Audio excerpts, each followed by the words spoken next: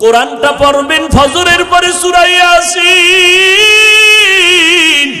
জোহরের নামাজের পরে সূরাতুর রহমান তেলাওয়াত করবেন, আসরের নামাজের পরে আম্মা ইয়াতাসাআলুন, মাগরিবের নামাজের পরে সূরা ওয়াকিয়া তেলাওয়াত করবেন, এশার নামাজের পরে সূরা মুলুক তেলাওয়াত করবেন। আপনার ঘর ফেরেশতারা পাহারা দিবে, আপনার ঘরে কোনোদিন চোর ডাকাত আসবে না, আপনার স্বামীর কামাই রুজিতে কোনোদিন অভাব লাগবে না। সূরা ইয়াসিনটা পড়া ভুলিয়েন না রে আম্মা জান। কপাল খারাপ, দুনিয়ার সব কিছুই শিখলেন, কোরআন পড়া শিখলেন না। আমি ছোটবেলার থেকে বলতেছিলাম, ভুলে গেছিলাম, আম্মা জান আমাদের গজল শিখাইতেন, আম্মা জান আমাদের কোরআন পড়া শিখাইছেন। ও পর্দার আড়ালের আম্মা জান, কেন কোরআন শিখলেন না রে মা? কোরআনের মতো আর এত মধুর তেলাওয়াত কই পাইবেন? ও পর্দার আড়ালের আম্মা জান, ওই আম্মা জান আয়েশার মতো আপনারাও নারী। নবী বলেন, আয়েশা আমি কান্না করার কারণ হাসরের ময়দানের কঠিন কথা আমার মনে পড়ে গেল। আম্মা জান আয়েশা বলেন, কেমন কঠিন? নবী বলতেছেন, আয়েশা এই জমিনটা হবে কিয়ামতের মাঠ, হাসরের ময়দানে সমস্ত নারী পুরুষ উলঙ্গ আল্লাহর আদালতে দাঁড়াবে। আল্লাহ পাক গরম মেজাজ নিয়ে কুদরতের আওয়াজ দিয়া বলবেন, লিমানিল মুলকুল ইয়াউম। আল্লাহ পাকের কুদরতের রাগান্বিত বড় আওয়াজে হাসরের ময়দানটা কেঁপে উঠবে। অপরদিকে সূর্যের গরম, আল্লাহ বলবে সূর্য যত তাপ আছে জমিনে ছেড়ে দাও। অন্যদিকে জাহান্নামের আওয়াজ, জাহান্নামের আওয়াজে হাসরের মাঠ থরথর করে কেঁপে উঠবে।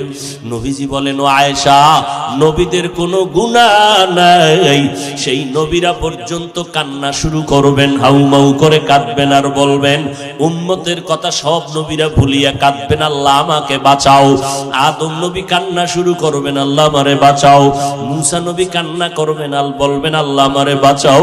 সূর্যের গরম সহ্য করা যায় না, জাহান্নামের আওয়াজ কানের মধ্যে নেওয়া যায় না। এমন এক কঠিন পরিস্থিতির মধ্যে ইব্রাহিম নবী কাঁদবেন আর বলবেন, আল্লাহ আমারে বাঁচাও। একজন নবী ও উম্মতের কথা কেউ স্মরণ করবেন না। আম্মা জান আয়েশা বলেন, নবী তখন আপনি তো দু জাহানের সরদার, রহমতের নবী, আপনি তখন কি করবেন?